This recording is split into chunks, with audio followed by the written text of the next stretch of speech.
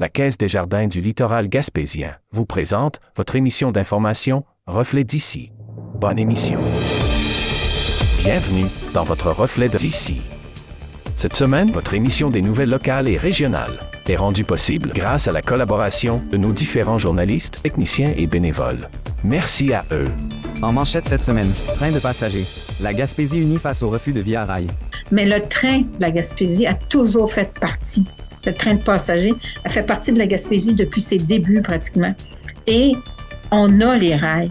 On a fait un document juste avant, je ne sais pas à quel moment, on l'a lancé au mois de septembre, mais c'est un document qui montre tous les travaux. Les ponts dataient de 1893. Face à la hausse des demandes, le garde-manger lance un appel à la communauté. Donc, 3 fois par semaine, on va récupérer les aliments. Donc, lundi, mercredi, vendredi, on se rend dans nos 4 épiceries, ou 3 épiceries, il y en a une qu'on fait une seule fois par semaine.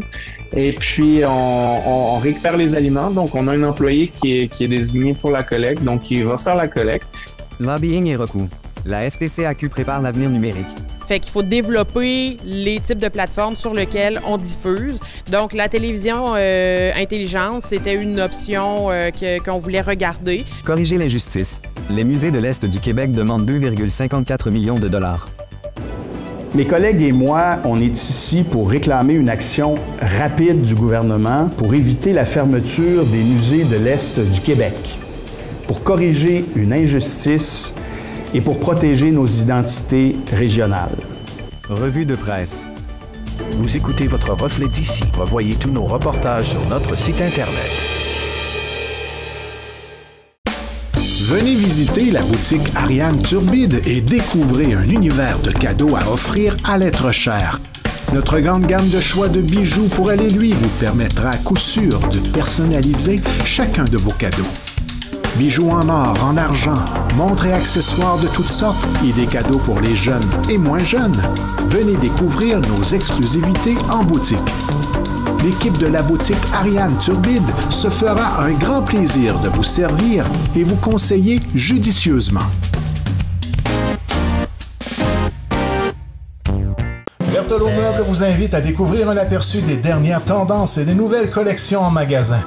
Meubles naturels tels que des tables construites dans une grande variété de bois exotiques qui vous offrent un aspect des plus chaleureux. Venez voir nos canapés inclinables électriques et tomber sous le charme de Bugatti pour le salon et de la gamme Fournirama en cuir italien. Choisissez vous-même la couleur et le tissu de votre prochain achat chez nous. Nos meubles de qualité sont non seulement beaux, mais ils sont merveilleusement confortables. N'oubliez pas l'option lit escamotable, la solution idéale pour aménagement de condos, chambres d'invités et bureaux. Profitez d'un service personnalisé et d'un plan de financement sur 36 mois sans intérêt avec la livraison gratuite sur tout le territoire. Berthelot Meubles de Cap d'Espoir, à votre service depuis plus de 37 ans.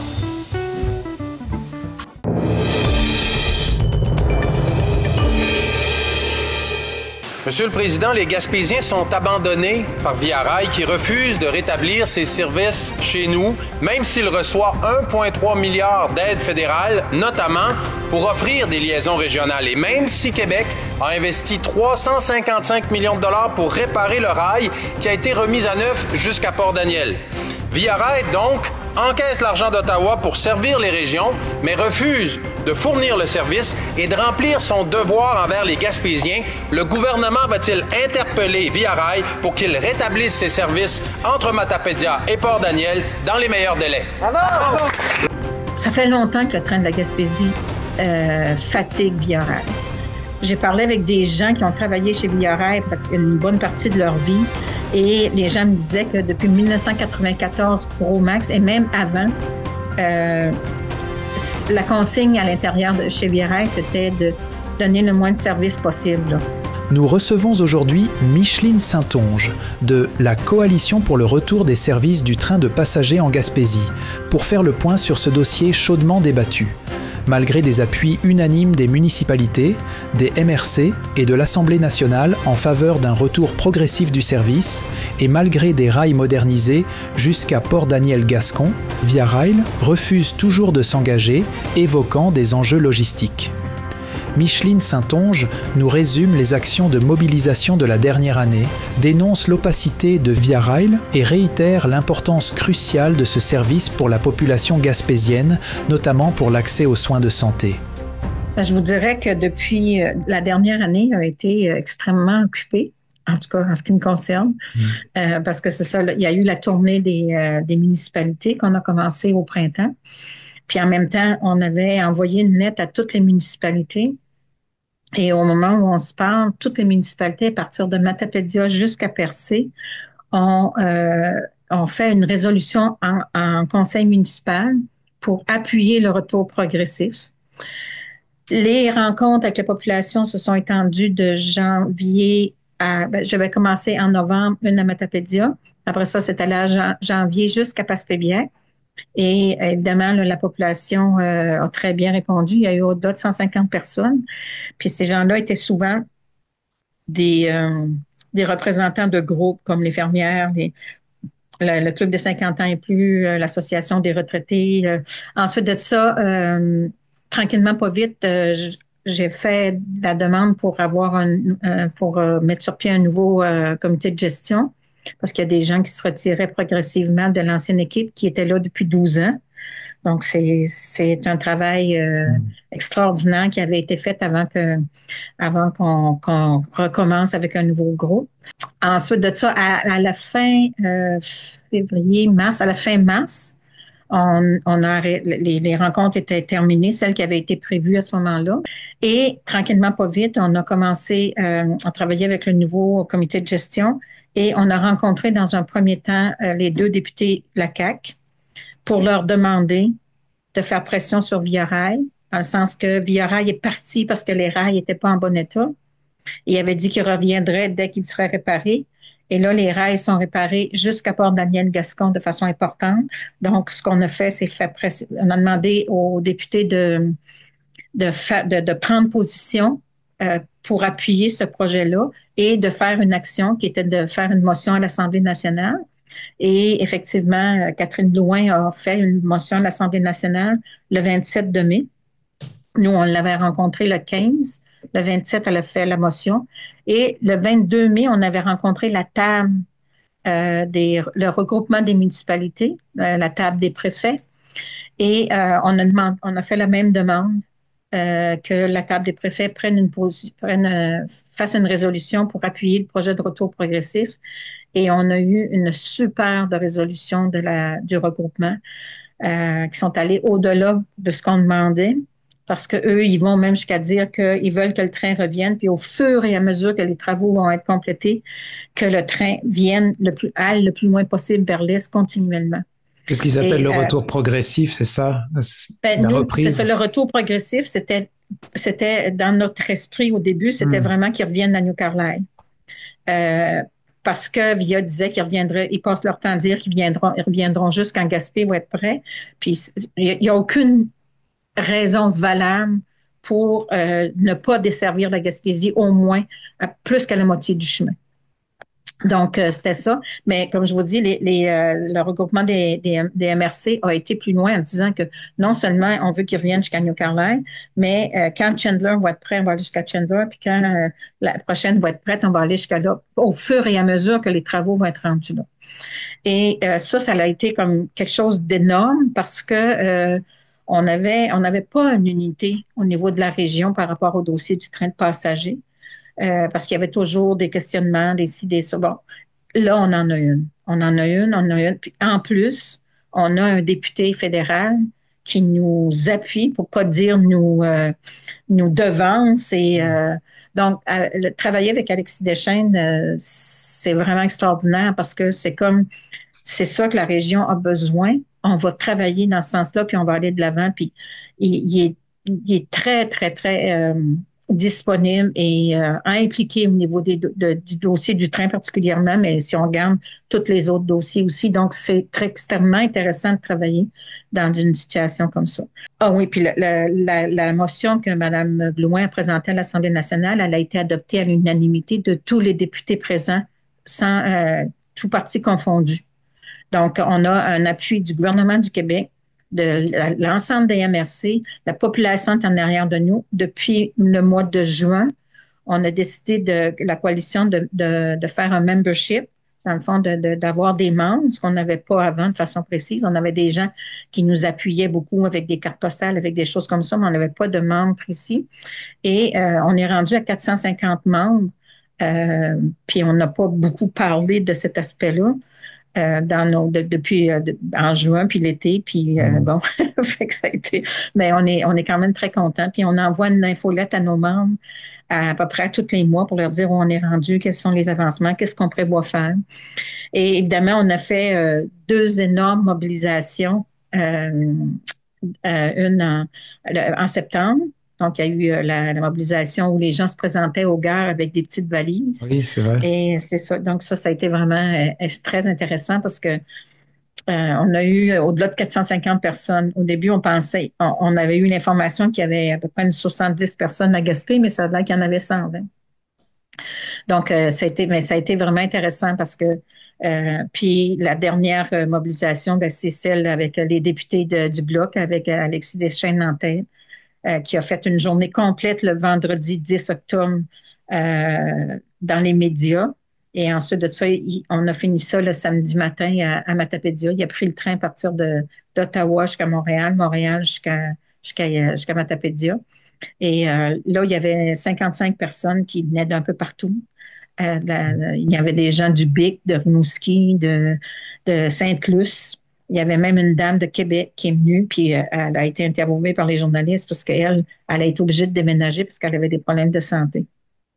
Et si le train avait été là, elle n'aurait pas été obligée de déménager. Elle aurait pu aller à ses rendez-vous en train. C'est un des points, je vous dirais pas, quasiment le plus important par rapport au retour du train de passagers. C'est inadmissible que les gens soient obligés de s'organiser par leurs propres moyens pour aller recevoir des soins spécialisés à l'extérieur de la région. Et il y en a beaucoup. Il y a beaucoup de gens parce que je suis en contact avec le Centre intégré de santé et services sociaux, là, le CIS. Juste en 2024, il y a eu 20 000 déplacements de personnes pour aller recevoir des services ailleurs qu'à leur hôpital de desserte. Là. 20 000 déplacements, ça veut dire 20 000 allées puis 20 000 retours. Et ils ne vont pas tous à Montréal, c'est sûr. Il y en a beaucoup qui vont à Rimouski puis à Québec. Mais c'est énorme. C'est énorme, juste ça. Si on pense pas aux étudiants, à tous les gens d'affaires, tous les gens qui viennent en voyage, qui viendraient en Gaspésie si le train est en fonction, que ce soit des gens de l'extérieur. Qu'est-ce que vous répondez parce que dans le fond, c'est vraiment la fameuse question, pourquoi, alors qu'on a tous ces appuis, que tout le monde est d'accord, on s'entend pour dire, je vois dans votre communiqué là que même malgré que Via Rail ait soulevé que peut-être que la voie n'était pas sécuritaire jusqu'au bout, ou qu'ils se posent la question s'il va y avoir assez de demandes, qu'est-ce que eux, c'est quoi leur raison déjà à tout ça? À la dernière assemblée publique annuelle de Via Rail, le 21 août dernier, on a su, puis on s'est fait dire par quelqu'un de chez Via Rail parce que quand l'assemblée publique annuelle, là, il n'y a personne qui peut assister à ça. C'est fait de façon virtuelle, puis c'est un enregistrement qui a été fait avant, puis il nous passe ça, là, mettons, comme là, je pense on l'a eu je sais pas trop quelle date, le 21 août, je pense que c'est là que ça passait, là, ce fameux YouTube-là. Là. Et quelques semaines avant ça, Via Rail publie sur son site, vous avez 48 heures, ou mettons 72, je vais être gentille, pour soumettre des questions pour qu'elles soient répondues à l'Assemblée publique annuelle. Et à travers le Canada, ça a été le train de la Gaspésie qui a eu le plus de questions demandées. Et quand c'est venu le temps de répondre à la question, aux nombreuses questions des gens de la Gaspésie, il y a eu une phrase qui a pris 1 minute et quelque chose, puis vous l'avez dans le document, c'est qu'il dit, c'est ça leur style de réponse. Il dit que c'est problématique au niveau logistique et qu'il ne veut pas ni ne peut faire marche arrière avec le train. C'est pour ça qu'il ne vient pas en Gaspésie. Donc, dans un premier temps, c'est... Qu'est-ce qu'il veut dire par ne pas faire marche arrière? C'est parce que dans le fond, là, nous, on demande que le train se rende jusqu'à Port-Daniel-Gascon parce que les rails sont près de jusqu'à là. À Port-Daniel, à New Carlisle, il y a un triangle de virage. Il n'y a pas à Port-Daniel-Gascon. Mais de toute façon, oui. Via Rail n'utilise plus de triangle de virage, sauf exception. Parce que le triangle de virage qui va à Halifax était plus du tout fonctionnel. Celui qui allait à Churchill non plus. Donc, il y a plusieurs façons de faire ça, puis ils le font. C'est soit que vous mettez 2 locomotives, ils appellent ça tête à queue à l'avant du train, puis après ça, une locomotive change de place et tout ça, ou qu'il y a une locomotive en avant puis une en arrière, ça s'appelle pull and push. Et il y a une autre façon qui est une locomotive au centre. Donc, il y a plein de possibilités de plus avoir à tourner le train. Mais même à ça, nous, en Gaspésie, le triangle de virage, il est là. Et je sais pas, j'ai su cette semaine qu'il y avait des gens qui étaient allés travailler sur le triangle de virage de New Carlisle. Donc, je sais pas où on en est par rapport à ça, parce qu'avec Via Rail, on peut pas avoir aucune information précise. Mais qu'une société d'État, largement financée par le gouvernement fédéral, réponde aux citoyens qui devraient desservir, puisque nos rails sont en très bon état, que c'est un problème logistique. Dans le document, je leur dis, s'ils ont été capables de débloquer 300 à 500 sièges quotidiennement quand Air Canada voulait faire la grève, je comprends pas qu'est-ce qui est si compliqué que ça pour venir en Gaspésie. Donc, c'est vraiment, c'est difficile à comprendre la position de Via Rail dans le dossier de la Gaspésie. Faut revenir loin en arrière, là, parce que je suis en train de faire toute la revue de littérature depuis les années 2010 à peu près. Et ça fait longtemps que le train de la Gaspésie fatigue Via Rail. J'ai parlé avec des gens qui ont travaillé chez Via Rail une bonne partie de leur vie, et les gens me disaient que depuis 1994, gros max, et même avant, la consigne à l'intérieur de chez Via Rail, c'était de donner le moins de services possible là, pour que les gens arrivent à plus prendre le train. Et le représentant de Via Rail qui est venu ici en juillet nous disait que ça serait un miracle que Via Rail revienne à New Carlisle. Et moi, je lui ai répondu que le miracle, c'était que les gens de la Gaspésie veulent encore prendre le train de Via Rail. Parce que les gens m'ont raconté tellement d'histoires, mais tellement d'histoires. La coupure de service, la coupure des gares qui n'étaient pas fermées, mais qui n'étaient jamais ouvertes, parce que plus de personnel dans les gares. Il y avait juste quelques gares qui restaient. Ça a toujours été en diminuant le service à partir du moment. Via Rail a commencé à fonctionner en 1977. Il faut dire que le CN voulait abandonner les rails de la Gaspésie bien avant ça, là. Mais la culture s'est propagée à Via Rail, visiblement, puisque ça a toujours été ça. Je lisais dernièrement que même en 85, Via Rail a commencé en 77, même en 85, les gens de la Gaspésie commençaient à se battre pour qu'ils arrêtent d'enlever des services continuellement. Fait que c'est pas d'hier.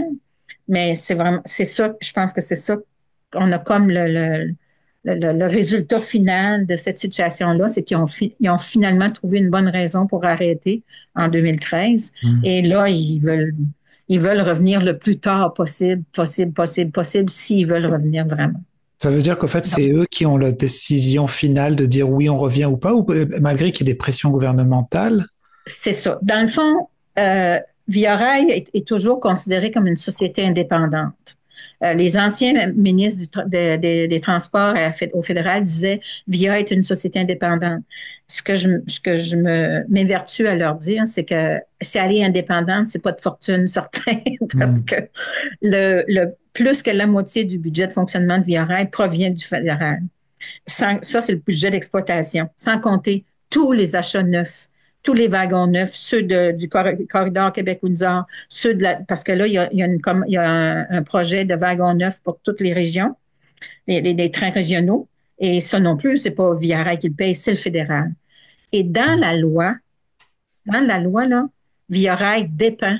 Le seul actionnaire de Via Rail, c'est le gouvernement fédéral, via le ministère des Transports fédéral, et les membres du conseil d'administration de Via Rail, leur devoir, si on regarde dans le rapport annuel de Via Rail, c'est de s'assurer que Via Rail fait ce qu'il faut pour répondre aux demandes du gouvernement fédéral.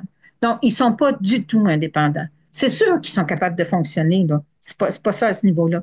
Mais en termes, la mission de Via Rail, la mission fondamentale, là, c'est de desservir les régions éloignées où il n'y a pas beaucoup de transport collectif. C'est sûr que si on n'avait pas eu de rail ici, on aurait trouvé d'autres moyens de s'organiser. Mais le train de la Gaspésie a toujours fait partie. Le train de passagers a fait partie de la Gaspésie depuis ses débuts pratiquement. Et on a les rails. On a fait un document juste avant, je ne sais pas à quel moment, on l'a lancé au mois de septembre, mais c'est un document qui montre tous les travaux. Les ponts dataient de 1893. Oui, quand même. La majorité des structures étaient très, très, très âgées. Et c'est vraiment de toute beauté de voir ça. Quand on dit dans le document là, que Via Rail, s'il finit par revenir en Gaspésie, il va rouler sur les rails les plus sécuritaires du Canada, je pense que c'est absolument vrai. Il y a eu beaucoup d'argent de mis. Les rails sont ce qu'on appelle surnormés. Ça aurait pu être un peu moins. Ils ont mis vraiment le paquet pour que puis la Société de chemin de fer de la Gaspésie, son rôle, c'est d'exploiter et d'entretenir les rails. À chaque fois qu'il y a une tempête, qu'il y a quoi que ce soit, les gens de la société sont partout pour réparer puis organiser, vérifier les affaires. Donc, on n'est pas comme dans le temps où personne s'occupait des rails, là. Parce que le CN n'a pas mis plus d'argent sur les rails de la Gaspésie que quand les autres ont été propriétaires par après, là. Donc, il y a vraiment tout est là. Tout est là vraiment pour que le train revienne rapidement, maintenant. Si Via Rail avait voulu contribuer un peu, là, il serait prêt. Ça va se passer d'ici 2 semaines que le premier train de marchandises va se rendre à la cimenterie. Donc, Via Rail aurait été capable en masse de suivre ça, puis puis en plus, la Société de chemin de fer s'est engagée en juin l'année dernière que quand le train de passagers va revenir, qu'il y aurait priorité sur le train de marchandises. Puis là, on est en nomination, on est finaliste pour le prix Guy Chartrand, qui donc puis Via Rail va sûrement être sur place parce que au niveau de la mobilité des gens, puis l'importance de la mobilité durable, puis blabla, tout ça, donc ça va être cocasse. Oui, c'est vrai. En tout cas, j'espère qu'on va gagner, mais on est 3 finalistes. Rappelez-nous la définition du prix Guy Chartrand pour que les gens qui sont moins familiers. OK. Puis Guy Chartrand, c'était un des fondateurs de Trajectoire Québec il y a de très nombreuses années. Et ça honore les personnes et les organisations qui contribuent à améliorer l'offre de services en mobilité durable. Donc, la coalition a envoyé sa candidature. Et c'est ça. Donc, c'est ça qu'on est très fiers d'être dans les finalistes dans un premier temps. Et comme vous dites, ce serait cocasse que Via Rail soit là aussi et que vous recevriez le prix. Exactement. Ouais. Ça serait, j'espère bien, parce que ça, c'est juste un petit aparté, parce qu'il y a une catégorie que c'est citoyen ou citoyenne mobile de l'année. Et le prix, c'est 1 000 $ comment je pourrais dire, de Via Rail. On peut voyager. Mais c'est sûr que là, nous on peut pas. On peut pas être là-dedans parce qu'on n'a pas le service. Mais je me disais, si on gagne, là, je vais dire l'année prochaine, j'espère qu'il y a quelqu'un de la Gaspésie qui va pouvoir être comme candidate là parce qu'elle va avoir accès à un transport collectif par chemin de fer, ferroviaire. En tout cas, c'est sûr que... Et là, on travaille. Si vous voulez, pour faire une petite... je nous amènerai tranquillement quand même vers une conclusion, juste pour savoir, vous qui êtes là-dedans à 200, 300, 400% dans votre énergie et le temps de consacrer là-dedans avec la coalition, je me demandais, je voulais quand même vous entendre sur êtes-vous pessimiste, optimiste? Voyez-vous quelque chose qui pourrait s'en venir dans peu de temps? Est-ce qu'on peut avoir une idée de ce qui pourrait se passer dans les prochains mois? Ben, c'est sûr que nous, on continue de viser le retour du train de passagers le plus rapidement possible. Alexis Deschênes a rencontré le nouveau ministre des Transports au fédéral, qui est M. Stephen McKinnon, et il y avait une ouverture. En tout cas, ce qui est clair, c'est que lui va être au courant du dossier, ce qu'on n'a jamais su auparavant. Donc, parce que j'ai même une photo qui me montre en train de regarder le dossier. Et on va continuer la pression sur Via Rail. On a d'autres manifestations en vue. On a eu une approche avec des gens de Québec, avec des gens de Montréal, pour faire quelque chose pour les gens de ces régions-là qui veulent avoir le train de la Gaspésie. Donc, on continue vraiment. Je veux dire, à un moment donné, ils pourront pas continuer à refuser sans raison valable. Parce que c'est des affaires comme quand le gouvernement du Québec a annoncé qu'il suspendait quelques travaux de bord de Port-Daniel-Gascon, Via Rail a appris ça en même temps que nous autres à la radio, aux nouvelles. Et là, ils sont retournés à la planche à dessin. Mais depuis le 25 de mai, la seule réponse qu'ils sont capables de donner aux journalistes, c'est qu'on est retourné à la table à dessin. On est retourné à la planche à dessin. C'est pas une réponse, ça. C'est pas du tout une réponse. Puis surtout pas depuis 5 mois, là. Il va y avoir beaucoup de pression populaire pour que Via Rail, parce que dans le fond, il y a de l'argent présentement, il y a un programme spécial pour rénover les wagons existants. Donc, nos wagons qu'on avait en Gaspésie sont rénovés présentement, la flotte héritage, et ils sont envoyés sur d'autres trajets. C'est vraiment tout ça que... Puis, on veut pas que les gens perdent de leur train ailleurs. Là. On se bat pour avoir le nôtre, on n'ira pas. Mais il y a moyen d'organiser le service pour qu'il y ait quelques wagons qui puissent venir en Gaspésie sans aucune problématique. Donc, faut vraiment continuer de mettre de la pression et c'est ce qu'on va faire. De toutes les façons possibles, inimaginables. Là, on est en train d'écrire. Ça devrait être prêt. C'était ça mon téléphone de tantôt. Je voulais essayer de parler à la personne responsable. Il devrait y avoir une pétition en ligne à la Chambre des communes d'une journée à l'autre. Vous l'avez en primeur parce que j'ai pas encore le oui définitif, mais toute la démarche est faite. Donc, ça veut dire que là, le gouvernement fédéral est obligé de prendre action. Mettons, il faut avoir 500 personnes, je ne sais pas trop quoi, mais on devrait avoir 500 personnes qui vont signer cette pétition-là très bientôt. On va l'envoyer à tous nos membres, puis je vais envoyer un communiqué de presse, là, probablement, en tout cas, cette semaine sûre. Là.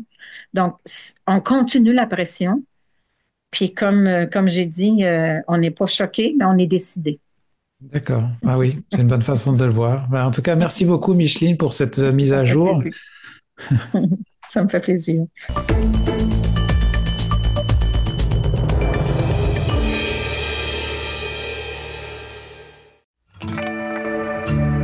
Les jardins fleuris de Cap d'Espoir et Pabot, l'endroit idéal pour découvrir l'univers des fleurs et du potager.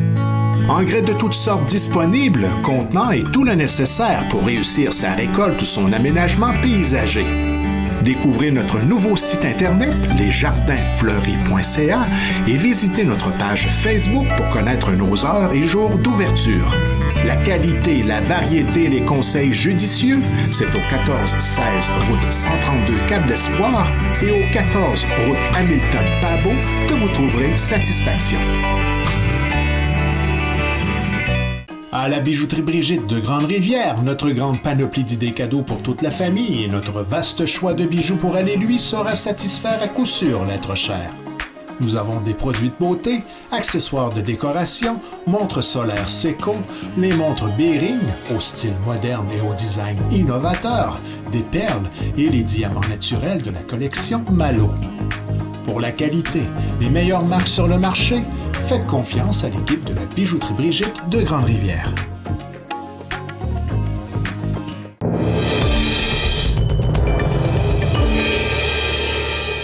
De plus en plus, on le voit ici au Garde-Manger, on le voit ailleurs au Québec aussi, mais on observe ce qu'on n'observait pas avant. C'est des personnes qui ont un emploi, que ce soit temporaire ou que ce soit des emplois à temps plein, je veux dire temps partiel ou temps plein, qui ont maintenant recours parfois à l'aide alimentaire. Nous recevons aujourd'hui Laurent Gélina, coordonnateur pour l'organisme Le Garde-Manger, qui lutte contre l'insécurité alimentaire dans la MRC du Rocher-Percé. Alors que la hausse du coût de la vie pousse de plus en plus de personnes, même celles ayant un emploi, À chercher de l'aide, le garde-manger répond aux besoins grâce à un modèle unique. La récupération des invendus alimentaires des épiceries locales, détournant ainsi 42 tonnes de nourriture de l'enfouissement chaque année. Face à une demande croissante, l'organisme lance une campagne de financement visant à amasser 18 000 $ pour maintenir ses opérations et développer des points de service à Percé et Port-Daniel-Gascon. La situation actuellement, on pourrait commencer avec le Canada. Au Canada, selon les informations de Banque alimentaire Canada, c'est 1 personne sur 4 au Canada l'an dernier qui aurait connu l'insécurité alimentaire au courant de l'année. Donc, si on regarde le portrait au Canada, c'est assez parlant. Au niveau du Québec ou même dans notre région, on voit qu'il y a les demandes d'aide alimentaire sont croissantes. On a vu une très grande augmentation de notre côté au garde-manger là, au courant des derniers mois. Et puis, si la tendance se maintient, le nombre de dépannages va en augmentant. Et puis ça, c'est le constat ici dans notre MRC, mais c'est à l'échelle du Québec là, qu'on remarque qu'il y a de plus en plus de demandes d'aide alimentaire.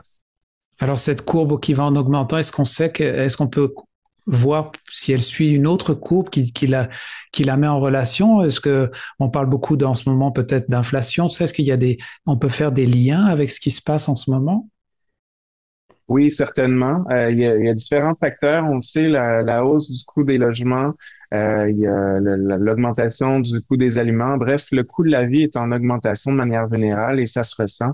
De plus en plus, on le voit ici au garde-manger, on le voit ailleurs au Québec aussi, mais on observe ce qu'on n'observait pas avant. C'est des personnes qui ont un emploi, que ce soit temporaire ou que ce soit des emplois à temps plein, je veux dire temps partiel ou temps plein, qui ont maintenant recours parfois à l'aide alimentaire. Donc ça, c'est quelque chose de nouveau qu'on voyait pas du tout avant là, au Québec, mais qu'on voit de plus en plus souvent. Donc ça démontre à quel point aussi l'insécurité alimentaire touche de plus en plus de personnes. Mais alors, donc il y a des adultes, des enfants, des familles qui n'arrivent pas forcément à faire le tour au niveau des dépenses pour avoir leur panier d'épicerie au complet. Comment est-ce que le garde-manger, lui, se fournit-il pour pouvoir fournir les gens? Enfin, comment ça fonctionne?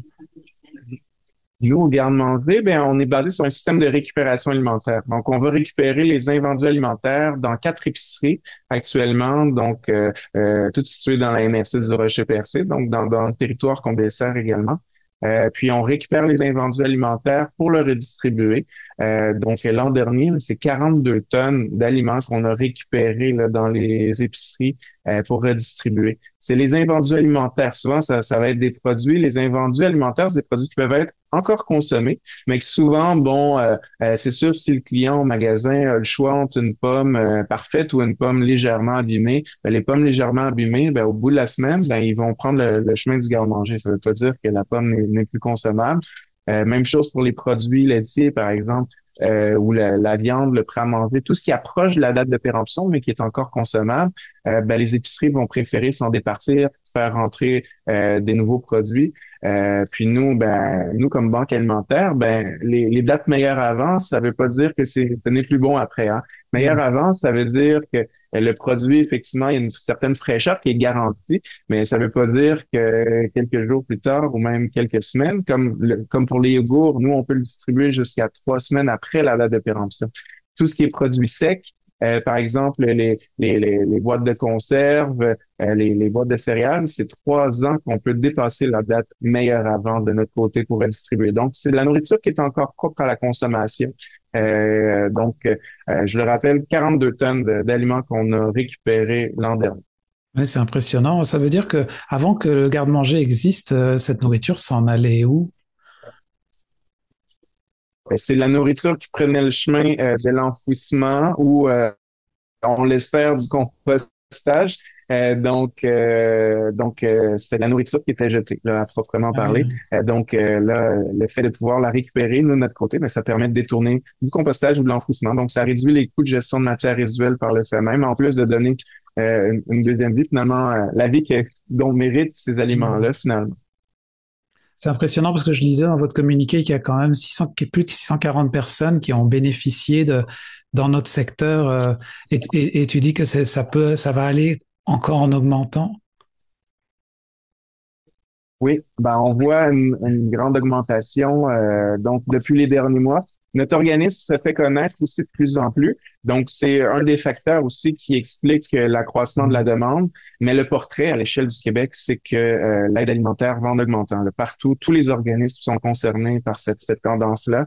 Donc, nous, pour y répondre du mieux possible, c'est là aussi où on sollicite l'aide, l'appui de la communauté pour répondre le plus possible à la demande, pour aider le plus possible les personnes qui en ont besoin. Alors justement, c'est une des raisons pourquoi on se parle aussi aujourd'hui, c'est parce que vous lancez une campagne de financement, là je pense qu'il va durer jusqu'au 3 décembre. Est-ce que tu veux nous parler un petit peu de l'objectif et à quoi va servir cet argent-là? Oui, l'objectif, on vise à aller chercher 18 000 dans la communauté. Donc, que ce soit des citoyens ou que ce soit des entreprises aussi. Donc, il y en a plusieurs. On cherche l'appui de plusieurs acteurs là, pour contribuer à notre campagne de financement. Et puis, cet argent-là va servir à plusieurs fins. Premièrement, pour bonifier notre budget de fonctionnement, pour répondre encore mieux à la demande d'aide alimentaire qui est en augmentation. Ça va aussi contribuer parce qu'on est un jeune organisme aussi. On a de la difficulté actuellement à aller chercher du financement parce qu'on est un jeune organisme, il faut faire nos preuves, etc. Donc, nous, pour répondre aux besoins, avec le financement qu'on a, c'est très difficile actuellement. Donc là, d'aller chercher un peu d'argent dans la communauté, ça va nous permettre de rester à flot finalement, puis de finalement pouvoir offrir autant de dépannage qu'on le souhaite aux personnes. Et puis, d'un autre côté, enfin, on souhaite aussi développer nos activités là, aux extrémités du territoire. La MRC du Rocher-Percé, c'est un territoire qui est très étendu. Hein. On sait que ça va de Port-Daniel-Gascon jusqu'à Percé. Et les gens qui viennent au garde-manger, souvent, sont peu mobiles. Hein. Ils ont pas toujours de voiture. Des fois, ils vont demander un lift à un proche, un ami, un voisin pour venir au garde-manger. Mais quand les gens sont à Port-Daniel ou à Percé, puis il faut que ces personnes-là se déplacent à Grande-Rivière, ça commence à faire loin là pour demander un covoiturage là à un proche. Donc, on souhaite implanter là des points de chute finalement dans les deux extrémités du territoire, donc à Percé et à Port-Daniel-Gaston, pour pouvoir finalement se rapprocher des gens qui habitent là pour leur faciliter l'accès aux aliments, puisque ces personnes-là sont souvent un peu mauvaises. Oui, qu'est-ce que ça demande justement en ressources humaines un peu pour brasser tout ça, 42 tonnes de nourriture? Est-ce que faut aller les chercher, j'imagine, ou vous faites livrer? Comment ça marche? Oui. On va récupérer effectivement les denrées alimentaires. Donc, 3 fois par semaine, on va récupérer les aliments. Donc, lundi, mercredi, vendredi, on se rend dans nos 4 épiceries ou 3 épiceries. Il y en a une qu'on fait une seule fois par semaine. Et puis, on récupère les aliments. Donc, on a un employé qui est désigné pour la collecte, donc qui va faire la collecte. Et puis ensuite, une fois que les denrées arrivent ici, on va faire le tri des denrées, la gestion des denrées. On va placer ça sur nos tablettes, dans nos frigos, congélateurs. Puis on va faire aussi de la transformation. Donc, on a un employé qui est là pour la collecte, un employé qui est là pour l'accueil des bénéficiaires et puis la transformation des aliments. Puis là, on a l'aide un petit peu de bénévoles. Là. Ces jours-ci, on est très chanceux de pouvoir compter sur l'aide des bénévoles. Donc, ça nous aide à transformer encore plus d'aliments. Vous savez, des fois, on va recevoir des légumes qui sont un petit peu ramollis. Par exemple, un rutabaga ou un navet qui va être un petit peu plus ramolli, ou les carottes en feuilles, souvent, ça va ramollir, mais ça fait encore du super bon potage, là, très goûteux, même des fois encore meilleur. Les légumes vont être un peu plus sucrés même, donc ça va être meilleur pour transformer. Et puis, donc, avec la main-d'œuvre qu'on a actuellement, puis l'appui de nos bénévoles, ça nous aide à transformer encore plus de produits pour faire des potages, par exemple, qui vont être donnés à nos usagers. Intéressant. Je t'entends. Donc, tu exprimais que c'était parce que vous êtes un jeune organisme, ça semble être compliqué d'avoir du financement, mais on dirait que les besoins de base à combler seraient au moins d'avoir un toit et de quoi se nourrir. Est-ce que c'est comme, tu veux dire que c'est peut-être pas comme compris par j'allais dire le gouvernement en général pour pouvoir être appuyé, ou la localité en général? Comment tu vois ça, toi? Il y a plusieurs choses. Le gouvernement, je pense, comprend bien qu'il y a des besoins d'aide alimentaire. D'ailleurs, on est un des rares secteurs où est-ce qu'il y avait eu un rehaussement de financement dans les derniers mois. Au niveau de l'aide alimentaire, je pense que le gouvernement comprend bien. Donc, il est là pour injecter quand même des sous. Par contre, les sous qui nous manquent, on peut avoir des sous, par exemple, pour l'achat de denrées. Des fois, on achète des denrées pour offrir plus de diversité à nos usagers. Donc, on a un petit peu de sous aussi pour l'achat de denrées. Le gouvernement, il va être bon pour nous donner des sous pour qu'on puisse acheter des denrées, pour injecter aussi dans nos installations, donc pour qu'on puisse acheter des équipements. Mais pour accomplir notre mission, pour payer nos employés, pour payer notre local, ça, l'argent, on l'a moins, puis il faut se débrouiller. Puis là, comme c'est là, on a un peu moins de financement de bailleurs de fonds pour ça. Puis comme je dis, c'est souvent progressif dans le milieu communautaire. Il faut faire nos preuves, puis après quelques années, le financement commence à embarquer. Là, ça va bien. Mais au début, c'est un petit peu plus difficile. Puis nous, la difficulté qu'on vit là, c'est d'essayer d'offrir beaucoup d'aide aux personnes en ayant un budget de fonctionnement un peu limité. Donc, c'est pour ça que notre campagne de financement est importante, donc pour qu'on puisse vraiment continuer à opérer, à fonctionner comme il se doit, pour vraiment qu'on puisse avoir toutes les ressources nécessaires. C'est pour ça qu'on a besoin d'aide de la population, de la communauté là, pour venir nous appuyer dans la démarche. Alors, comment ça fonctionne si on veut faire un don pour justement vous supporter là-dedans? C'est facile. On a créé une campagne Zephy. Donc, campagne Zephy, s'il y en a qui connaissent, par exemple, OAA, Espoir Câlin à Grande-Rivière, ils utilisent beaucoup cette plateforme-là déjà. Donc, on a la même plateforme. C'est une plateforme qui permet de verser des sous, finalement, de faire un don en ligne. Donc, vous pouvez simplement, avec votre carte de crédit, aller en ligne, effectuer un don. Et puis, on génère aussi automatiquement des reçus pour fin d'impôt. Donc, tout se fait automatiquement. C'est assez simple. Vous pouvez faire un don, donc, directement de votre salon. C'est très facile. Vous pouvez aller sur notre site web, au garde-manger.org. Vous pouvez aussi aller sur notre page Facebook. Donc, notre page Facebook, vous allez retrouver le lien vers la campagne également. Si vous tapez aussi, si vous oubliez le nom de notre organisme, le nom du site web, tapez Garde-Manger Grande-Rivière sur Google, puis vous allez tomber sur notre site web automatiquement. Et pour terminer, peut-être pour des gens qui nous écouteraient et qui voudraient bénéficier ou qui connaissent quelqu'un à qui ça pourrait aider, comment est-ce que ça fonctionne? Est-ce qu'on vient vous voir? Est-ce que tu parlais d'un site internet? Ce serait quoi les démarches pour pouvoir avoir accès à de la nourriture? Puis quand on a accès à de la nourriture, ça veut dire quoi aussi? J'imagine que oui, 42 tonnes, ça semble beaucoup, mais j'imagine que vous essayez de diviser ça par le nombre de personnes qui en ont besoin. Exactement. C'est tout un défi parce qu'on souhaite aider vraiment le plus grand nombre de personnes possible. Mais des fois, c'est ça, quand il y a beaucoup de monde qui viennent à notre organisme, les denrées sont limitées. Effectivement, 42 tonnes, ça semble beaucoup comme ça, mais je dirais que avec le nombre de personnes qui viennent ici, le nombre d'épannages qu'on réalise, donc les 641 adultes et enfants qui sont venus durant la dernière année, ça sort quand même très vite. Là. Ça fait des paniers bien remplis quand même, mais si on veut aider plus de monde encore et donner encore plus de nourriture, il faut aller chercher aussi, il faudrait chercher plus de nourriture encore. Donc, comment qu'on fonctionne actuellement pour les dépannages alimentaires? Les personnes peuvent tout simplement se présenter aussi au garde-manger, puis on va leur permettre même la journée même un dépannage alimentaire. On fait affaire aussi avec des organismes référenceurs. Donc, c'est des organismes qui collaborent avec le garde-manger depuis ses débuts. Maintenant, on est rendu à 20 organismes actuellement. Donc, le chiffre change parfois. Donc, c'est en augmentation, évidemment. Donc, là, on est rendu à 20 organismes qui collaborent. Donc, ils peuvent donner aussi des cartes qui réfèrent à notre organisme. Donc, si vous avez un médecin de famille, par exemple, si vous avez un dossier de suivi au CLSC, si vous êtes suivi au Centre Jeunesse Emploi, vous êtes en recherche d'emploi, ou vous êtes un nouvel arrivant, par exemple, puis vous êtes à l'école des adultes au Centre de formation professionnelle, là, ces organismes-là peuvent vous donner aussi accès au garde-manger en vous remettant une carte qui va donner droit finalement à des dépannages chez nous. Donc, ça, c'est l'option qui est préférée, le référencement par les organismes. Mais si vous n'avez pas d'organisme participe qui collabore au garde-manger, vous pouvez quand même venir ici au garde-manger pour obtenir des dépannages alimentaires. En tout cas, merci beaucoup, Laurent, pour toutes ces explications. Bien, ça fait plaisir. Merci pour l'entrevue. C'est très apprécié.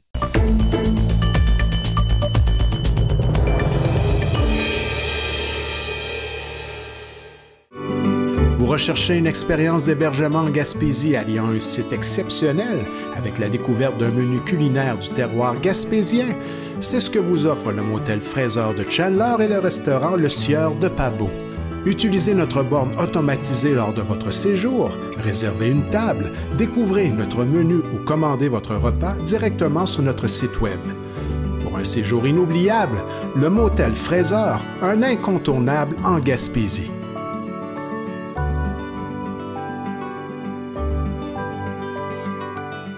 L'endroit idéal pour retrouver des cadeaux avec style et originalité, la bijouterie Dubé de Grande-Rivière. Découvrez notre collection exclusive, Pandora, qui évoque style et grand choix de configuration, et notre grand choix de montres et bijoux de grande marque qui saura satisfaire à tout coup l'être cher. Pour des conseils judicieux, faites confiance à l'équipe de la bijouterie Dubé de Grande-Rivière.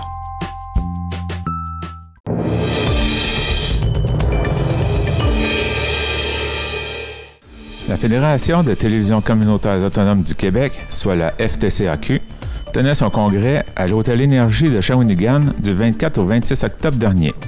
Lors de l'Assemblée générale annuelle qui a eu lieu, ce fut l'occasion de revenir sur tous les efforts qui ont été faits auprès du gouvernement du Canada concernant les lois C11 et C18 et des représentations à venir. Amélie Heinz, directrice générale de la FTCAQ, nous explique. En participant aux différentes consultations publiques du CRTC, en participant à l'écriture des lois qui ont été adoptées par Patrimoine canadien au gouvernement canadien, C18, C11, de faire reconnaître la télévision communautaire comme étant une partie prenante du système de radiodiffusion canadien. Ça nous a permis de faire partie de certains fonds qui ont été créés, dont le fonds Google, donc qui distribue 100 millions de Google aux différents médias au Canada. La Fédération fait partie du conseil d'administration du collectif qui gère cet argent-là. Nos membres reçoivent une partie de ces argents-là. On fait aussi partie du programme de journalisme local, l'Initiative pour le journalisme local, l'IJL. On a maintenant 14 télévisions qui vont recevoir un journaliste financé par ce programme-là dans les prochains jours, ça s'en vient. Donc ça, c'est le genre d'avancée qu'on fait. C'est un travail qui est extrêmement long. C'est souvent long avant d'avoir des résultats.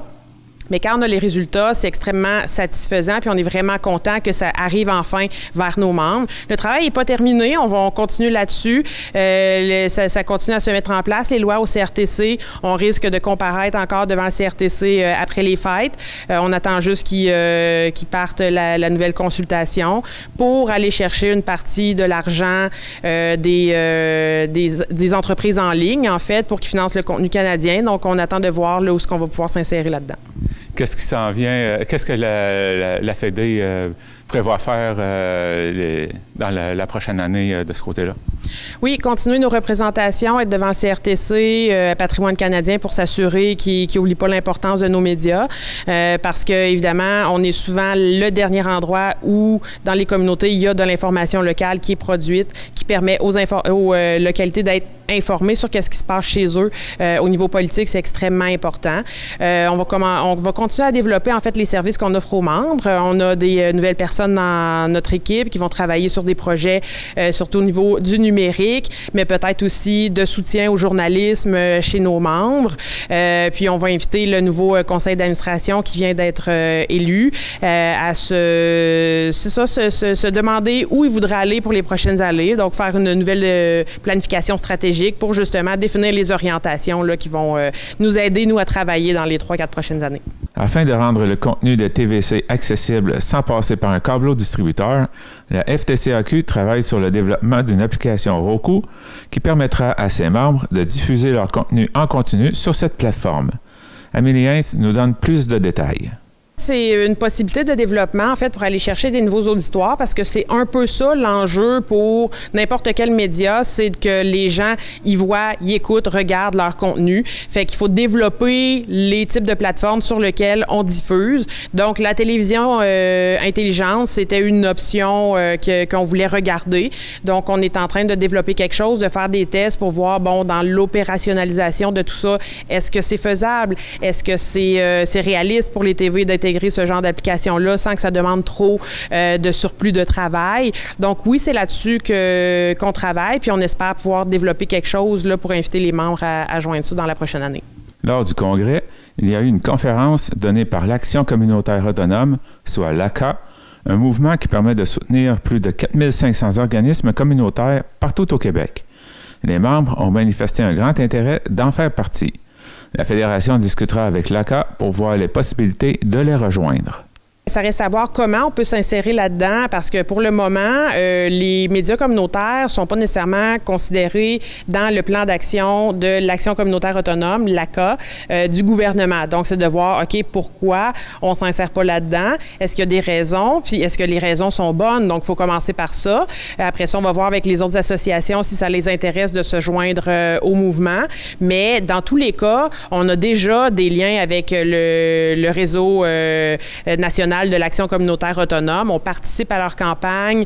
On s'insère quand ils font des sondages pour avoir les chiffres concrets de qu'est-ce que représente le milieu communautaire autonome au Québec. On participe à ça. Puis, on a les revendications sensiblement similaires qu'eux. Donc c'est ça. On a déjà des liens. Donc, c'est peut-être de développer un petit peu plus ça puis d'aller voir pousser un petit peu plus loin jusqu'où on pourrait aller. Enfin, Amélie Heinz dresse un bilan positif de la campagne « J'ose ma télé communautaire » malgré des moyens limités. Elle souhaite avoir l'aide du gouvernement par la création de publicités ainsi que des autres médias communautaires. Un bilan très positif. Ça a vraiment bien été. Les membres y ont bien participé. Puis, nous, on l'a vu, en tout cas, les résultats de ça sur nos propres réseaux, notre propre chaîne YouTube. Donc, on est content. Par contre, c'est sûr que c'était une campagne avec des moyens limités. On essaye de convaincre le gouvernement de nous aider à nous faire découvrir en investissant eux-mêmes, en participant à la création de publicités pour faire la promotion de notre travail à grande échelle partout au Québec. Donc, je pense que c'est un travail qui va être en développement, justement, cette année. Ça serait intéressant de s'associer aussi aux autres médias communautaires. Je pense qu'ensemble, on est plus fort. Donc, mais on est très heureux là, de la manière que ça s'est déployé. Vous écoutez votre reflet d'ici. Revoyez tous nos reportages sur notre site Internet. Marché Richelieu de Cap-d'Espoir, l'endroit où faire son épicerie, devient un plaisir à découvrir et à partager. Venez déguster nos produits du terroir gaspésien et nos spécialités cuisinées ici même, la cuisine de notre chef Nicolas. Que ce soit pour le prêt-à-manger ou un dessert fait maison, pour des produits frais, de la bonne bière gaspésienne ou simplement pour le plein d'essence, rendez-vous au marché Nicolas de Cap-d'Espoir. La boutique Le Mercier de Chandler, l'endroit où magasiner un vêtement devient une expérience en soi. Venez nous voir en magasin et soyez accompagnés par des professionnels soucieux de vous offrir la qualité avec le style, l'originalité et ce pour toutes les occasions. Nous avons de tout pour le sportif, l'homme d'affaires et des occasions spéciales qui requièrent un service personnalisé pour faire de vos événements des moments inoubliables. 484 rue Hôtel de Ville Chandler, 418-689-2404 ou visitez notre page Facebook Le Mercier Chandler. Boutique Le Mercier, la référence en mode masculine en région.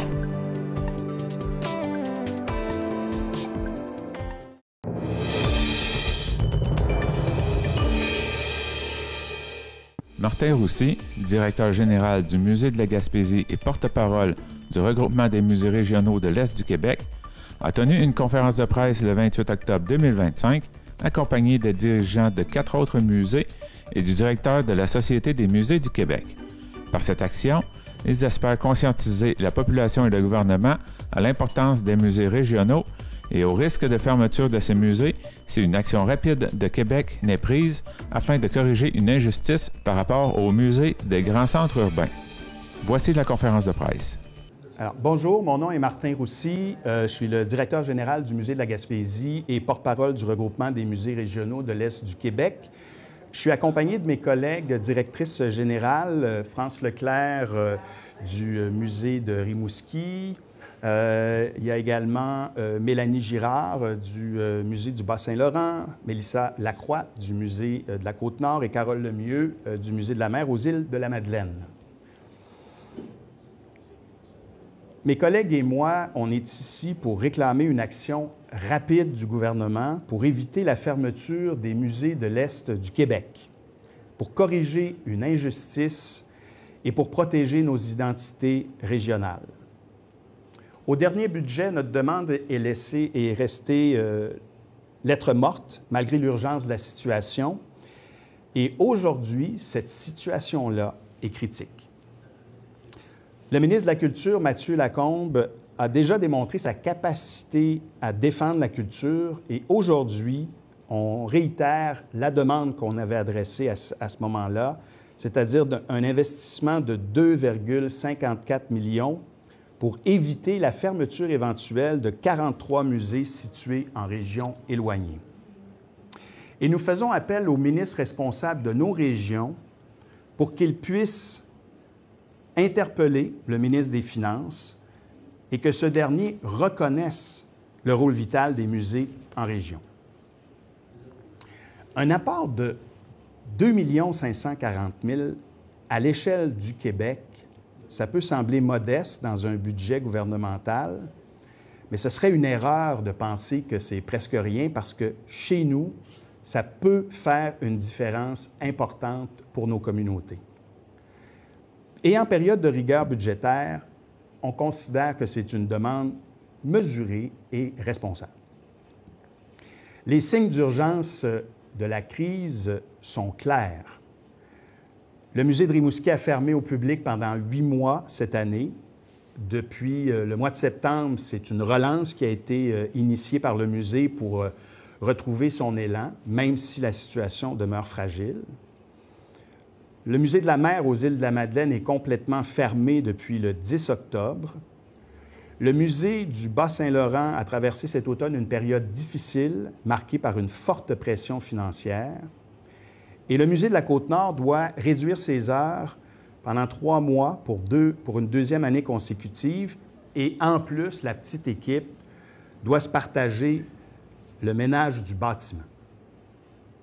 Au Musée de la Gaspésie, malgré une augmentation de nos revenus autonomes qui représente 50 % de notre budget, on a enregistré 3 années déficitaires consécutives.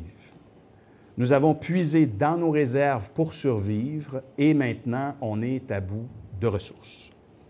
Nos vérificateurs financiers nous l'ont écrit, sans financement supplémentaire, la pérennité du musée est compromise. Et cette situation-là est aussi vraie pour mes collègues ici et pour les 43 musées en région éloignée. Puis on n'est pas resté les bras croisés. Bien au contraire, on a travaillé d'arrache-pied pour augmenter nos revenus autonomes. On est en survie, on a besoin de cet argent-là.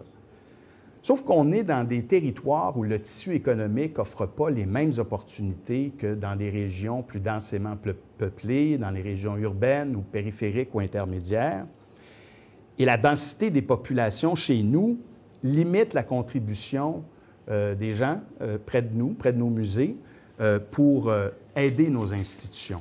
D'ailleurs, l'Institut de la statistique a publié hier le revenu moyen dans les régions. Et pour nos régions éloignées, on parle de 32 000 $, alors que pour des régions de plus grande taille, donc régions métropolitaines ou intermédiaires, on est à 37 000 $. C'est un écart de 16 % dans les revenus disponibles. Est-ce que ce serait acceptable que la Gaspésie, les îles de la Madeleine, le Bas-Saint-Laurent ou la Côte-Nord se retrouvent sans musée régional, sans centre d'exposition ou lieu d'interprétation? Puis cette histoire-là est aussi vraie en Abitibi-Témiscamingue et au Saguenay-Lac-Saint-Jean. Ça veut dire plus de lieux où nos enfants découvrent l'histoire du Québec et de leurs ancêtres, plus d'espaces où les familles viennent se reconnaître dans leur culture et à travers les arts. Plus de mémoire vivante à transmettre aux générations futures. Plus de lieux où les touristes d'ici et d'ailleurs peuvent apprendre sur la formation du Québec d'aujourd'hui. Ça a l'air presque inimaginable quand je vous raconte ça, que ça puisse arriver, mais c'est vraiment le scénario qui nous guette si rien n'est fait. Et ça, c'est vrai partout au Québec parce que les musées, même les musées dans toutes les régions, vivent un déclin inquiétant. Et le sous-financement des musées dans les régions éloignées frappe 2 fois plus fort. Pourquoi? Parce que nos coûts d'exploitation en moyenne sont 60 % plus élevés qu'ailleurs, et ça, c'est à cause de l'éloignement ou encore des contraintes logistiques. Un exemple qui est simple, si on veut, par exemple, au Musée de la Gaspésie, présenter une exposition itinérante qui a été, par exemple, fabriquée en ville, à Montréal, bien, pour les gens qui sont à 200 km de circonférence autour de Montréal, mettons, le coût est à 15 000 $, mais rendu au Musée de la Gaspésie, c'est 30 000 $. C'est le double. C'est ce genre d'écart-là important qui crée ces coûts d'exploitation qui sont plus élevés. Et on ne parle même pas de créer une nouvelle exposition, on parle juste d'accueillir une exposition qu'on va présenter chez nous. Alors, le résultat de cette situation-là, ça fait que chaque dollar qui est investi par le programme d'aide au fonctionnement des institutions muséales ne vaut que 65 sous dans nos régions. C'est une iniquité qui est systémique, qui fragilise notre capacité à conserver le patrimoine et à le transmettre aux plus jeunes. Donc, oui, on a besoin d'un financement adapté à notre réalité. Et ce qui est formidable, même si tout ça semble bien dramatique d'une certaine façon, c'est que la solution, elle existe pour régler ça. Elle est simple, elle est réaliste, on l'a trouvée et on l'a fait approuver. Il s'agirait d'inclure le supplément à l'éloignement au PAFIM, qui est le fameux programme d'aide au fonctionnement des institutions muséales, et de l'enchasser de façon permanente dans le programme. Ce supplément-là à l'éloignement se base sur un indice qui s'appelle l'indice de disparité régionale. C'est un indice qui existe déjà au gouvernement et qui est utilisé, par exemple, pour évaluer les coûts de construction d'un bâtiment. Par exemple, si on fait Montréal, qui est l'indice 0, un projet d'1 million à Montréal, à Gaspé, ça va être 1 250 000. Cet indice-là, il existe pour montrer que déjà, il y a des disparités dont le gouvernement tient compte. Alors, tout ce qu'on demande, simplement, c'est d'appliquer aux régions éloignées cet indice-là dans le document qu'on a déposé au gouvernement. 2,54 millions pour 43 institutions en région éloignée. Imaginez. Puis je le répète, derrière cette comptabilité-là, il y a des visages. Il y a les visages, je pense à chez nous, à des pêcheurs qui sont venus au musée un peu forcés, mais qui, après leur visite, se sont dit « Mais pourquoi je ne suis pas venu avant? Pourquoi je n'ai pas fait ce pas-là? » Des fois la gêne, des fois l'impression que ce n'est pas pour nous. Mais ils l'ont fait le pas, ils ont découvert l'histoire de ceux qui sont passés avant eux, ils en sont fiers, et ça crée des liens de cette nature-là. Puis je suis sûr que mes collègues ont des histoires similaires de ces rencontres-là avec les gens de chez nous qui font vraiment une différence. Il y a le visage d'un jeune qui peut découvrir que son arrière-grand-père a fait quelque chose d'extraordinaire. Il y a le visage des familles qui viennent parce qu'on leur offre des projets de médiation qui leur permettent, tout en se divertissant, d'apprendre un peu plus sur leur culture et sur leur territoire. Mais il y a aussi le visage des personnes qui travaillent avec nous, des professionnels. C'est une situation fragile. Et eux, quand on les regarde, on le sait qu'il y a quelque part la peur de perdre son emploi qui est là, puis qui pourrait arriver s'il n'y a rien qui est fait. Alors pour nous, une institution muséale, ce n'est pas qu'une institution. Dans nos régions, c'est même un cœur battant qui permet de lier les gens de chez nous et de nos communautés. On a rencontré les porte-paroles en matière de culture des 3 partis d'opposition pour les sensibiliser à notre dossier, ainsi que nos députés et les ministres responsables de nos régions. Je les remercie pour leur écoute et pour les gestes qu'ils poseront à la suite de notre conférence en appui à notre cause. Parce que oui, si rien n'est fait, le Musée de la Gaspésie, comme les autres institutions muséales en région éloignée, risque de devenir un bateau fantôme qui va emporter avec lui une part de notre histoire et de notre identité. Mais on pense aussi que si on agit maintenant, on pourra garantir que cette mémoire-là va continuer d'éclairer nos régions et d'inspirer les générations futures. On demande au gouvernement de prendre une décision et d'agir rapidement d'ici décembre 2025. Merci. J'ai une question d'Émilie-Jeanne Desroux du Nord-Côté. Concernant le musée de la Côte-Nord, pouvez-vous préciser quel type de professionnels font le ménage du bâtiment? Est-ce que ça permet de sauver? Qu'est-ce que ça permet de sauver comme coût? Et est-ce que cela nuit au développement de d'autres éléments du musée pour lesquels ils ont moins de temps à consacrer? Oui. Est-ce que vous m'entendez bien? Je vais prendre l'autre. Tiens, ça va être celui-là, oui. OK. Donc, pour ce qui est des professionnels du musée qui doivent faire le ménage, bien, c'est toute l'équipe permanente du musée, dont moi-même, en fait, là, on doit s'occuper de ça, là. Puis ça date d'il y a quelques mois. J'ai dû faire des gros efforts là, pour voir partout où je peux économiser avant de couper encore plus dans nos services, là. Donc c'est pas mal ça, là. Je pense qu'elle aimerait savoir aussi comment ça impacte un peu les services que vous ne pouvez pas mettre au musée dans la ça. programmation notamment. Ouais. Ben, tu sais, c'est que, étant donné qu'on doit prendre du temps pour faire ce ménage-là, ben là, c'est sûr que c'est du temps qu'on met pas ailleurs. Puis, tu sais, l'équipe elle est déjà réduite, on est seulement 5. On n'a personne en ce moment qui peut s'occuper des communications. Donc, c'est moi-même et ma collègue, l'agente en éducation et animation, qui doit s'occuper des réseaux sociaux, sites web, etc. Donc, c'est une pression supplémentaire là, avec une équipe déjà réduite là, qui en a beaucoup sur les épaules. Toujours pour vous, on parle de vouloir éviter des fermetures. Dans quel horizon de temps une fermeture pourrait survenir au musée de la Côte-Nord et ailleurs? Oui. Bien là, en fait, dès cet hiver, on aura une fermeture partielle encore, là, comme l'an dernier. Donc, on parle d'au moins 12 semaines, donc à 3 mois, là. Fait que moi, c'est ça. Je suis récente en passant à la direction du musée de la Côte-Nord et depuis que je suis arrivée, là, la grande majorité de mon temps, c'est d'essayer de trouver des façons d'économiser puis de trouver du financement le plus possible. Donc, c'est ça, là. On n'a pas le choix encore de faire ça cette année. Puis, je dois même essayer de voir là, si je peux réduire les heures de mes employés encore plus, là. Ce qui n'est pas facile parce que avec le PAFIM, on doit quand même garder un certain nombre de professionnels là, sur les lieux. Donc, on ne peut pas faire n'importe quoi, là. Comment vous vous sentez face à tout ça?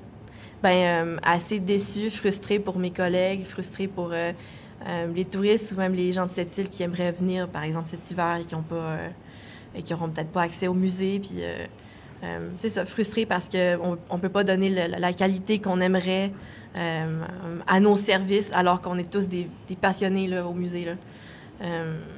Ouais. Puis ça paraît, là, mes collègues, c'est une excellente équipe, là. Je suis chanceuse de les avoir, mais c'est ça. On est tous fatigués, assez frustrés de la situation. C'est bon. C'est les questions que j'avais. Vous écoutez votre reflet d'ici. Revoyez tous nos reportages sur notre site Internet.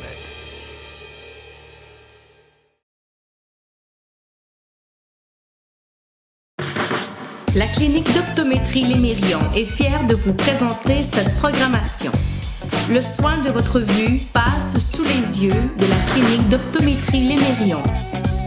Avec un vaste choix de montures pour le style, le confort, les marques. Clinique d'optométrie Lémérion. 689-5553.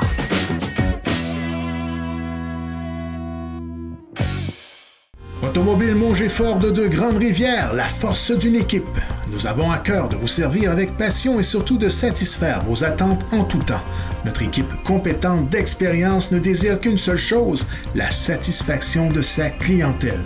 Pour l'ensemble de vos besoins pour votre véhicule, pour l'achat d'un véhicule neuf ou d'occasion, venez rencontrer l'équipe Mauger Ford. Notre force, notre équipe, nos employés.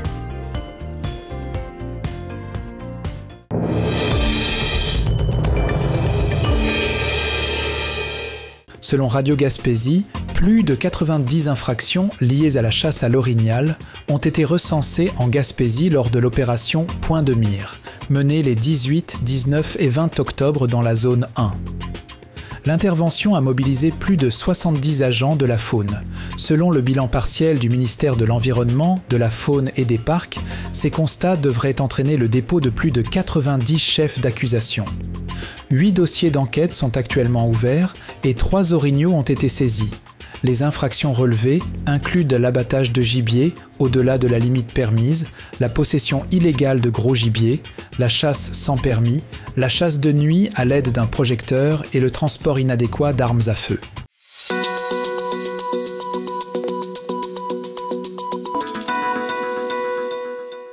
Selon Bleu FM Sainte-Anne-des-Monts, lors d'un débat à l'Assemblée nationale blâmant le gouvernement caquiste pour son incapacité à réformer le régime forestier, le critique libéral André Fortin a dénoncé les nombreuses pertes d'emplois dans le secteur. Il s'inquiète du cadre réglementaire actuel qui nuit à la compétitivité et laisse des centaines de travailleurs sans emploi, incapables de payer leur hypothèque. M. Fortin juge qu'une réforme est urgente pour offrir de la prévisibilité. Le chef du PLQ, Pablo Rodriguez, a promis qu'un futur gouvernement libéral agirait dès sa première année de mandat.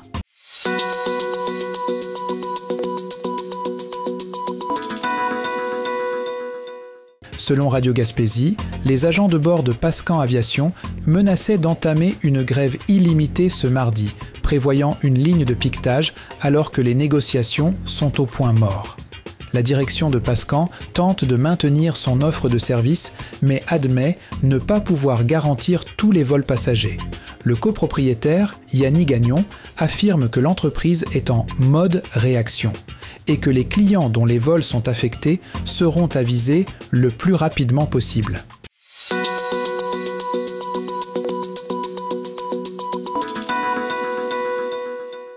Selon Radio Gaspésie, l'École des pêches et de l'aquaculture du Québec innove en ajoutant la culture d'algues à son programme technique. Un nouveau bassin extérieur permet de cultiver la laitue de mer et la dulce, reflétant les conditions industrielles. Cette initiative répond à une tendance du secteur où la culture en bassin est prisée.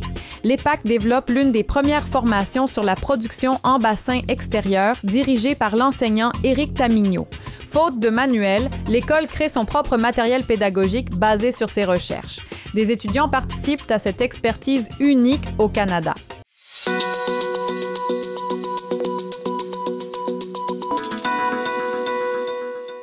Selon Bleu FM Sainte-Anne-des-Monts, un sondage de la CSN auprès de 6129 employés de soutien scolaire révèle une violence alarmante, principalement de la part des élèves.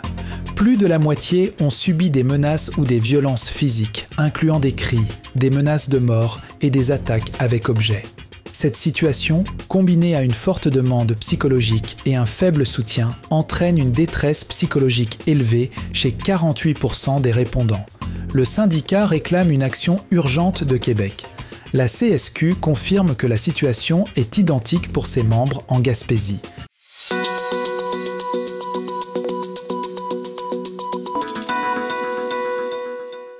Selon Radio Gaspésie, le premier ministre François Legault a fermement rejeté l'idée de fermer des postes auxiliaires de la SQ, une option évoquée pour atteindre des compressions de 120 millions de dollars. En Gaspésie, les postes de Matapédia, New Carlisle et Grande-Vallée étaient dans la mire. Monsieur Legault a assuré que les coupes viseraient la bureaucratie, pas les services. Les élus locaux, dont Mathieu Lapointe et Daniel Côté, se sont montrés préoccupés, citant les longues distances et la sécurité. Le ministre a refusé ce plan et demandé à la SQ de revoir sa copie.